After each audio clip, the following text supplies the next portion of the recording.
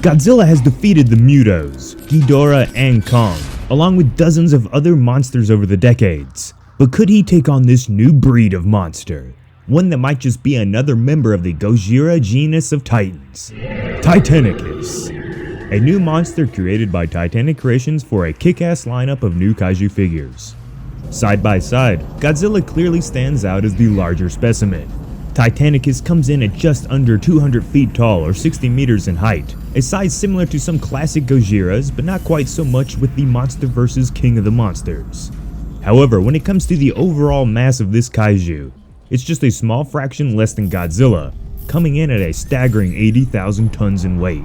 Titanicus may be half the height of Godzilla, but with the two weighing nearly the same, it makes this comparison much more interesting. In terms of overall appearance, Titanicus has the same bipedal shape that we see with Godzilla and many other kaiju. But Titanicus has arms that are easily twice as large as Godzilla's, making him likely more of a brawler like Kong.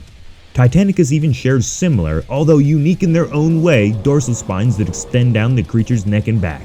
Most noticeably, the massive single spine that is said to be the source of power for the monster's main attack. The spikes and horns around his body are jagged and sharp, allowing them to deal some amazing damage, but also aiding in protecting the monster from physical attacks. So let's delve deep into the lore of this mysterious Arctic Gojira cousin, starting with an old sailor's tale of the sea monster. It was my first voyage in the frozen north. Always big bergs up there, but this one rose like a mountain, seeming to come closer.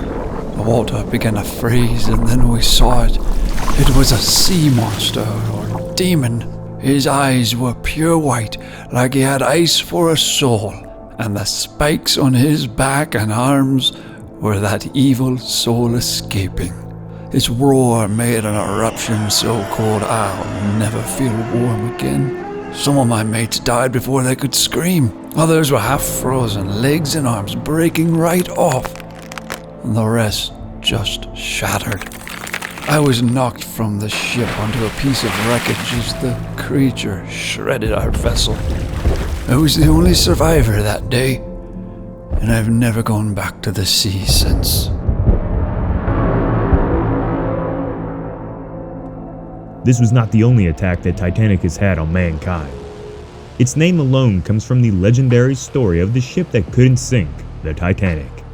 We all know about this horrible event where thousands lost their lives in the year 1912.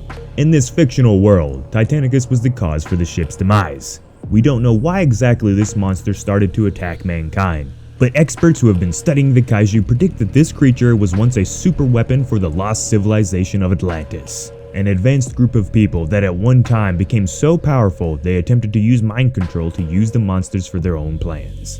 Atlantis is gone, but Titanicus remains. Perhaps the monster turned on its old masters and sent this city sinking down to the ocean floor. Now that you've been filled in on some of the known lore for Titanicus, let's get to this monster's abilities.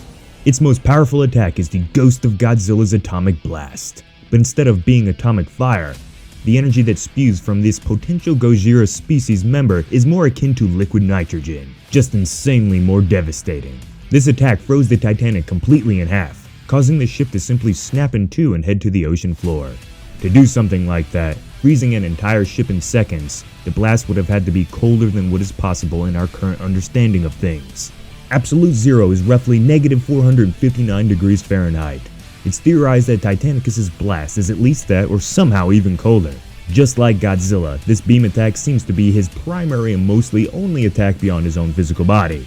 His most deadly weapon on his body is his trident-shaped tail that is used as a rudder to help with swimming and to stab, slash, and prod at any foes who get in range. Half the size but nearly the same weight, Titanicus is a bowling ball of a monster that can walk right through buildings and take the same amount of damage as the much larger MonsterVerse Godzilla. So what would happen if Godzilla faced off against Titanicus? It's hard to ever go against the king in a fight, and Titanicus has a severe height disadvantage, but the similarities between the two monsters is huge. Titanicus might just be a lost relative of Godzilla and the Gojira species, and therefore may have the same amount of insane power spewing through his veins. Godzilla has been shown to have weaknesses to colder climates, giving Titanicus an advantage there. But even with the insane ice beam attack, it may take a whole lot more to keep Godzilla from simply thawing himself out. So answer this, residents, could Titanicus fit in the MonsterVerse, and could he take on the king of the monsters? And yes, Titanicus is a collectible figure that you or any monster-loving collector in your family would absolutely love. Let's get to my review. So here I am, residents, in the flesh, and also sitting here with me, standing here with me, Titanicus. So if you guys didn't get it figured out throughout that video, the whole lore and really the whole embodiment of this monster is created for a new Kaiju line of collectible figures made by Titanic Creations.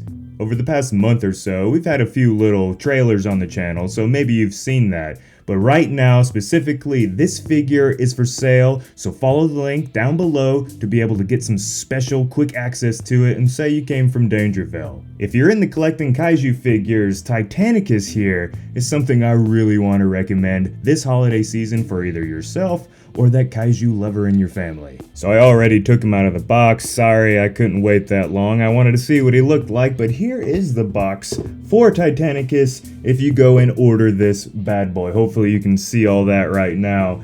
It's really freaking cool. I haven't seen a figure box with really this much detail and kind of art going on. It's in the city. Very cool. It's just a box. Hell, the box alone is freaking awesome. But then you get to Titanicus, and honestly, it's a great figure. You know, Titanic Creations is not a huge, massive company like the people who make this Godzilla figure right here, but they were still able to create a unique and pretty freaking badass Kaiju in my opinion. So the reason why the box that this guy comes in is so huge is because of that giant tail. It has to stick out at least, if you were to stretch it out, at least a good 8 to 10 inches, making Titanicus here quite the big collectible figure. And it weighs pretty good too. There's definitely some nice, a healthy weight there. You can tell it's not cheaply made, and it's gonna look really great with all your more statue-esque figures. I wouldn't really call this a toy. Of course, your kid would love it, or any younger people for sure, but this is definitely a collectible figure for all ages. We have 4 points of articulation. I know you collectible figure people get all hot and bothered about that sort of stuff,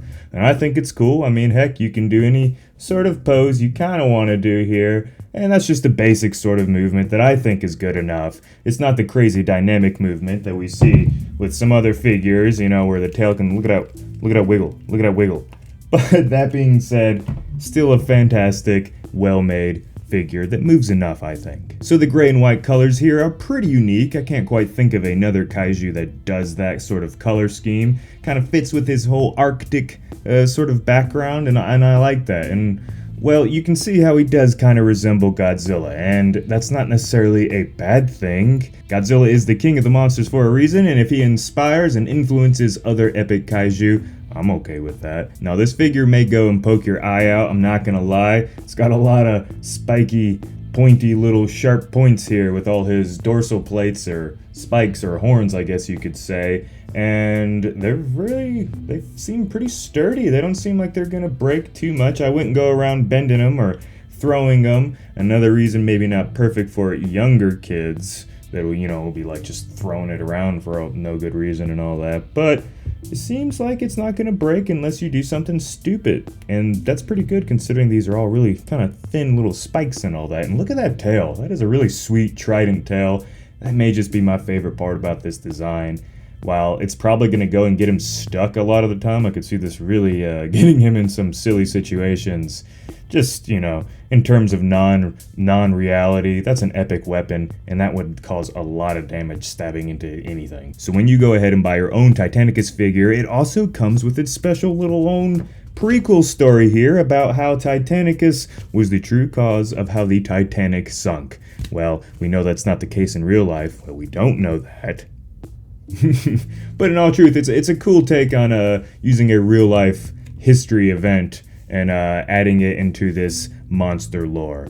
I think it was cool. So like I said before, if you like Kaiju collectibles and really anything Godzilla, you're gonna love Titanicus. And if you don't necessarily want it, but you know that certain Kaiju lover out there, you really can't go wrong with a unique and new monster. It's not from a movie or from any sort of existing franchise, so it's just completely fresh, and I think that's something we could all kind of have fun with. So if you're curious to learn more about Titanicus or Titanic Creations and their other kaiju figures, I'll leave a link down below where you can go and explore. Make sure to click on that link. It helps us out here at the channel and it helps out you. So you get to get a cool figure, so you know, right? It helps out everyone. But I'm no professional toy or figure reviewer. I just wanted to have a little fun, show my face to you guys, kind of interact on a more personal level, and hopefully it wasn't too god-awful. I know I'm not all that pretty or anything, but Titanicus here sure as hell freaking is. So on that note, residents, I hope you enjoyed this sort of community video of sorts, getting to work with Titanic Creations, Dope Pope, and a lot of good people